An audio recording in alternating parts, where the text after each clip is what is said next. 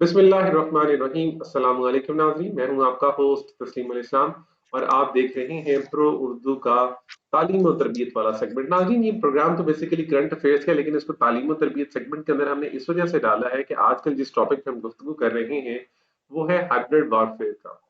और hybrid warfare के अंदर पिछले प्रोग्राम के अंदर पार्ट वन के अंदर हमने डिस्कस किया था इसकी इवोल्यूशन, यानी इसकी इब्तिदा के बारे में हमने बात की थी कि ये इसकी इब्तिदा कैसे हुई और बाद में लोगों ने इससे किस तरह से अपने मफादात को हासिल करने के लिए इस्तेमाल किया। आज हम जिस मौजू पे बात करने वाले हैं वो इसका पार्ट टू है, और लेकिन इसके अंदर एक रशियन जनरल है ग्रासिमोव डॉक्ट्राइन। बेसिकली नाम तो उनका ग्रासिमोव है, लेकिन उनकी जो डॉक्ट्राइन है, जैसे हम पाकिस्तान में लफ्ज इस्तेमाल करते हैं बाजवा डॉक्ट्राइन, तो इसी तरह रशियन जनरल जो है उनकी ग्रासिमोव डॉक्ट्राइन के नाम से हाइब्रिड वॉरफेयर के ऊपर एक जो डॉक्ट्राइन है वो चलती है। उसने पूरी दुनिया के अंदर तब्दीलियां किस तरह रोनुमा की, आज हम आपके साथ एक बहुत बड़ी एग्जांपल शेयर करेंगे जिसके बारे में एनालिस्ट जो है पूरी दुनिया के, उनका मानना है कि सबसे ज्यादा बड़ी जो ग्रासिमोव डॉक्ट्राइन थी उसने अमेरिका के एक इलेक्शन के अंदर किस तरह से अपना रोल अदा किया था। और उसके साथ साथ जो ग्रासिमोव डॉक्ट्राइन है उसके जो चीदा चीदा नकात हैं उनको हम डिस्कस करेंगे। इस निहायत अहम और एजुकेशनल और इंफॉर्मेटिव सेशन के ऊपर हमारे साथ बात करने के लिए आज मौजूद है मोहतरम जनाब मोहम्मद बिलाल इफ्तिखार साहब, जिनका ताल्लुक है स्ट्रेटेजिक एनालिसिस ग्रुप से। सर, मैं आपको शो में खुश आमदीद कहता हूँ। अस्सलाम वालेकुम। वालेकुम अस्सलाम वरहमतुल्लाह। बिलाल साहब, आपका बहुत शुक्रिया कि आपने हमारे प्रोग्राम के लिए वक्त निकाला। सर, सबसे पहले तो ये फरमाइएगा कि ये जो ग्रासिमोव डॉक्ट्राइन है इसके पीछे ग्रासिमोव का जो हाथ है वो कितना है, और ग्रासिमोव जो है जो एक रशियन जनरल है उनकी जो क्रेडिबिलिटी है वो क्या है। सबसे पहले तो मैं ये आपको बताता चलूं कि ट्रेडिशनली भी आपको पता है साइकोलॉजिकल वॉरफेयर और प्रोपेगेंडा वॉरफेयर जो कि साइकोलॉजिकल वॉरफेयर का एक हिस्सा है, मॉडर्न वॉरफेयर के अंदर ये इंपॉर्टेंट रही है। आप फर्स्ट वर्ल्ड वॉर से लेके अभी तक के जितने कॉन्फ्लिक्ट्स हुए हैं उसमें डिसइंफॉर्मेशन, मिस इन्फॉर्मेशन और प्रोपेगेंडा को यूज किया गया है ताकि जो आपकी अपोजिंग फोर्स है उसके मोराल के ऊपर जो है ना पड़े। लेकिन इसमें एक चीज जो काबिल कदर है, जो हाइब्रिड को डिफरेंट करती है, कि उसमें प्रेफरेंस दी गई है आपकी मिलिट्री फोर्स को कि वो यूज की जाए। हाइब्रिड वॉर जो है ये बिल्कुल उसका थोड़ा सा ऑपोजिट है। मसलन जहां पे आप एक ट्रेडिशनल वॉर जिसको डिफाइन करता है क्लॉजविट्स, वो कहता है कि war is extension of political policy by other mean, यानी कि वायलेंट मीन। अब इससे हमें ये तो पता चला कि जंग का मकसद बेसिकली ये होता है, जो पॉलिटिकल लीडरशिप या पॉलिटिकल आपके कुछ ऑब्जेक्टिव्स होते हैं उनको हासिल करने के लिए जो वायलेंस यूज होता है, जो ताकत का इस्तेमाल होता है, उसे जंग कहते हैं। अगर तो वो ऑब्जेक्टिव्स हासिल कर लिए जाएं तो इसका मतलब है कि जंग आप जीत गए इस डेफिनेशन के हवाले हिसाब से। और अगर वो ऑब्जेक्टिव्स हासिल ना हो सकें तो आप वो जंग हार गए। और इन ऑब्जेक्टिव्स को क्योंकि वायलेंट मीन्स है तो इसलिए उसमें फोर्स होगी, उसमें ताकत का इस्तेमाल होगा। अच्छा, जो जनरल वैलेरी ग्रेसमोव जो हैं, जिनका भी आपने जिक्र किया, ये जॉइंट चीफ थे 2013 के अंदर रशिया के। तो उन्होंने वहां के एक जर्नल के अंदर, एक मैगजीन के अंदर एक आर्टिकल लिखा जिसका जो स्लग था वो था the value of science in foresight. उसके अंदर उन्होंने एक नया कॉन्सेप्ट जो है, एक नया तो नहीं मैं कहूंगा, लेकिन दोबारा से उन्होंने एक पॉलिश करके एक कॉन्सेप्ट पेश किया। उन्होंने एक बड़ी सिंपल सी बात की। उन्होंने कहा कि दुश्मन से टकराने से बेहतर नहीं है कि अगर हम दुश्मन की सोसाइटी को हैक कर लें। अगर आप दुश्मन की सोसाइटी के ऊपर गलबा पालोगे तो उसकी मिलिट्री फोर्स, उसकी तमाम ताकत जो है वो बिल्कुल जो है बेमानी हो जाएगी। यानी कि इसमें आपको इसका मकसद क्या है? इसका मकसद ये है कि मुख्तलिफ टूल्स इस्तेमाल करते हुए, जिसमें इंफॉर्मेशन वॉरफेयर है, जिसमें आप प्रोपेगेंडा को यूज करते हो, जिसमें आप डिसइंफॉर्मेशन को, मिस इन्फॉर्मेशन को या फिर इंटरप्रिटेशंस को आप जो कि हमने पिछले आपकी एपिसोड के अंदर जो हमने डिस्कस भी किया था, उसको यूज करते हुए आप जो है केओस पैदा करते हो, कंफ्यूजन पैदा तो सोसाइटी होती है उसको आप जो है करते हो, एक दूसरे के खिलाफ लाके खड़ा कर देते हो, उनको कंफ्यूज कर देते हो, उनके अपने इदारों से, उनके अपने सिस्टम से, अपने इंस्टीट्यूशन से जो है एतबार उठा देते हो, जिसकी वजह से वो जो कौम है वो आपस में ऐसी उलझ जाती है कि वो आगे फिर आपके थोड़ी यूज ऑफ फोर्स होगी और आप अपने ऑब्जेक्टिव्स हासिल करने की कोशिश कर लोगे। इसकी एक मैं मिसाल देता हूं कि आप जानते हैं यूक्रेन में क्या हुआ।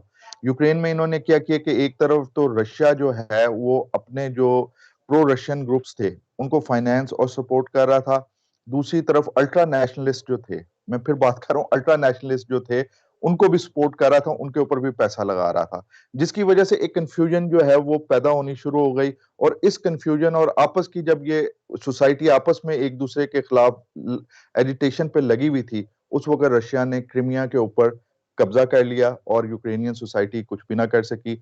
बेसिक तो रशिया यही चाहता था कि भाई आप यूरोपियन यूनियन से बाहर निकल आए, यूक्रेन ना जाए वहां पे। लेकिन जब वहां की लीडरशिप नहीं मानी तो उनको गिराने के लिए, उनको घुटनों पे लाने के लिए हाइब्रिड वॉरफेयर का यूज किया गया। इंफॉर्मेशन वॉरफेयर, इसके अंदर आपकी जो है, आपको पता है साइबर वॉरफेयर इसके अंदर आ जाती है, इंफॉर्मेशन डिसइंफॉर्मेशन, बिजनेसमैन जो हैं क्योंकि ग्लोबलाइज दुनिया है, तो जो सरमायादार का जो इंटरेस्ट है वो विद इन, अब स्टेट नहीं रहा, स्टेट के बाहर भी उसके हैं, उनको यूज किया जाता है, डिप्लोमेसी को यूज किया जाता है अपनी। इसी तरीके से ये आप कह लें कि एक सॉर्ट ऑफ गोरिल्ला वॉरफेयर भी है, जिसके अंदर आप उनकी जो हसास लाइंस होती हैं उनको जो है अपने अपोजिंग फोर्स की उसको हिट करते हैं, और इसे कभी भी वर्टिकल नहीं लेके जाया जाता जो कॉन्फ्लिक्ट है, बल्कि इसे हॉरिजेंटली लेके जाया जाता है, ताकि जो पीछे वाली ताकत है जो ये सब चीज फैला रही है उसको जो है वो बेनकाब ना हो, और सोसाइटी आहिस्ता आहिस्ता जो है ना वो अपने अंदर से ही खोखली होती जाए, और जो आपके ऑब्जेक्टिव्स हैं, जो साइड इस जंग को लड़ रही है, जिसने इम्पोज किया हुआ है, वो इसे हासिल कर सके। बहुत शुक्रिया सर। सर यहाँ, अभी आप जी सर, यहाँ पे मैं बात करना चाहूंगा, जो हमने इलेक्शंस की बात की थी, अमेरिकन इलेक्शन जो है उनके अंदर जो इस तरह का जो हाइब्रिड वॉरफेयर का जो इस्तेमाल हुआ था, हमारे नाजरीन को समझने के लिए जरा उस एग्जाम्पल को यहाँ बता दीजिए कि वो क्या था और उसके बारे में जो दुनिया के एनालिस्ट थे उनकी क्या राय थी। देखिए जी, सिंपल सी बात है, आपका काम क्या है, आपने एक कंफ्यूजन पैदा करनी है। अब हम देखते हैं कि पिछले जो अमेरिकन इलेक्शंस हुए उसमें रशियन बोट्स जो हैं वो सपोर्ट कर रहे थे हर चीज के अंदर, ट्रंप ट्रंप ट्रंप ट्रंप कर रहे थे। लेकिन दूसरी तरफ एक चीज ये भी हमने देखी कि दूसरी तरफ जो रशिया और अमेरिका के हालात ये चल रहे थे कि पुतिन जो है अमेरिकी सफारतकारों को नापसंद कह के निकाल रहे थे, उनकी जो एक्टिविटीज जो हैं उनको महदूद कर रहे थे, इसलिए किसी को पता ही नहीं चला। अच्छा, उसके बाद क्या है कि इंफॉर्मेशन खुद डाली गई, इंफॉर्मेशन डाल के सवालात उठाए गए, और सवालात को उठा के एक ऐसा निजाम अपनी पसंद का जो है एक ऐसे बंदे को जिताने की कोशिश की गई जिसका फायदा आगे रशिया को। अच्छा, मैं आपको रशिया की एक और बात बता दूं, रशिया की इस वक्त स्ट्रेटेजी क्या है। रशियंस ये समझते हैं कि अब हम जिस कदर आगे यूनाइटेड स्टेट्स ऑफ अमेरिका है, हम अमेरिका तक नहीं पहुंच सकते। अमेरिका तक पहुंचने के लिए बहुत एफर्ट और पैसा दरकार है, लेकिन हम एक काम कर सकते हैं, अमेरिका को नीचे गिरा के अपने लेवल पे आ सकते हैं ताकि बराबरी के ऊपर हम उसे डील कर सकें। तो दैट वाज द स्ट्रेटजी जिसको एम्प्लॉय करते हुए पिछले इलेक्शंस के अंदर रशियंस ने अपने आप को, कहने वाले कहते हैं, मैं इसके ऊपर अपने ऊपर नहीं लूंगा, लेकिन कहने वाले कहते हैं कि रशियंस, खुद अमेरिका के अंदर से भी आपको पता ही इल्जामात है कि पिछले इलेक्शंस के अंदर रशियंस ने भरपूर किरदार जो है वो अदा किया। बहुत शुक्रिया बिलाल साहब, हमने दोनों चीजें डिस्कस कर ली कि अमेरिकन जो इलेक्शन थे उनके अंदर जो ये हाइब्रिड वॉरफेयर है ये किस तरह से एंगेज हुआ। नाज़रीन, मैं यहाँ पे एक और बात करता चलूं, चूंकि पिछले दिनों हमने एक इंटरव्यू किया था, पेशावर यूनिवर्सिटी के चेयरमैन थे मैस कॉम डिपार्टमेंट के, जिनके साथ हमने येलो जर्नलिज्म के ऊपर प्रोग्राम किया था। अगर हम इन्हीं चीजों को उस कॉन्टेक्स्ट में देख लें तो ये जितनी भी चीजें हैं अगर वो मीडिया के प्लेटफॉर्म से आपके पास आ रही हैं तो वो हिस्सा है येलो जर्नलिज्म का। और अगर हम मॉडर्न टर्म्स में बात करें वॉरफेयर की तो ये यकीनन हाइब्रिड वॉरफेयर है। तो दोनों जगह पे आप इसको क्लासिफाई कर सकते हैं और इसे आपको कंफ्यूज होने की जरूरत बिल्कुल भी नहीं है।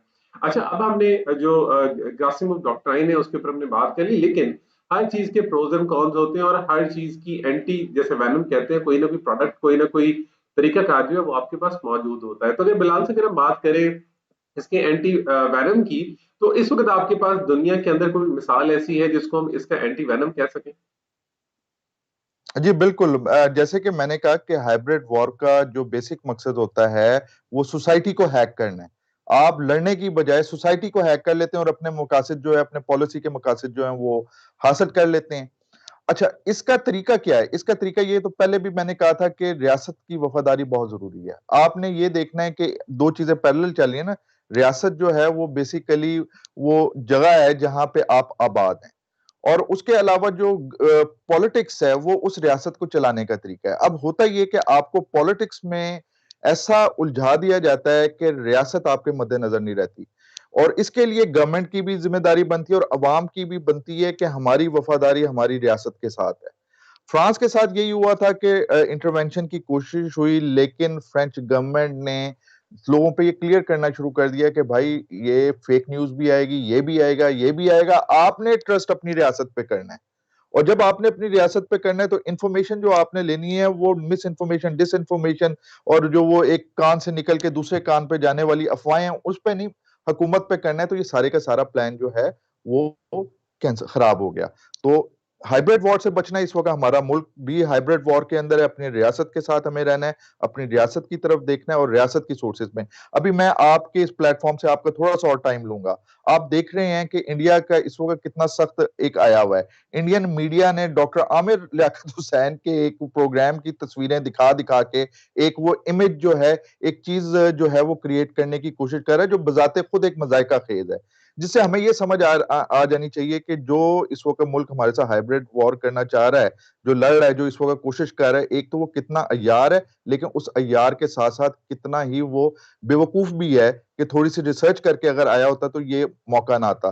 तो हमें अपनी रियासत के साथ रहना है, अपनी रियासत की तरफ देखना है और इंडियन इस प्रोपेगेंडे का जवाब देना है, क्योंकि ये उसकी कमजोरी है कि जो वो चाह रहा है कि नेबरहुड के अंदर केओस हो, ताकि उसके अंदर के जो प्रॉब्लम्स हैं वो दबे रहें और वो हमारी दुश्मनी के अंदर अपने लोगों को इकट्ठा करना चाह रहा है। तो कितनी गलत बात होगी कि हम अपने दुश्मन को फायदा देते हुए अपने इत्तेहाद को पारा पारा करें, रियासत के साथ खड़े हों, रियासत को मजबूत करें। रियासत इज गोइंग टू स्टे इंशाल्लाह ता क़यामत। इंशाल्लाह। और इस तरीके से हम इस जो इंडियन प्रोपेगेंडा ब्लिट्स है उसको ना सिर्फ शिकस्त दे सकते हैं बल्कि फाते के तौर पे जो है वो सामने आएंगे।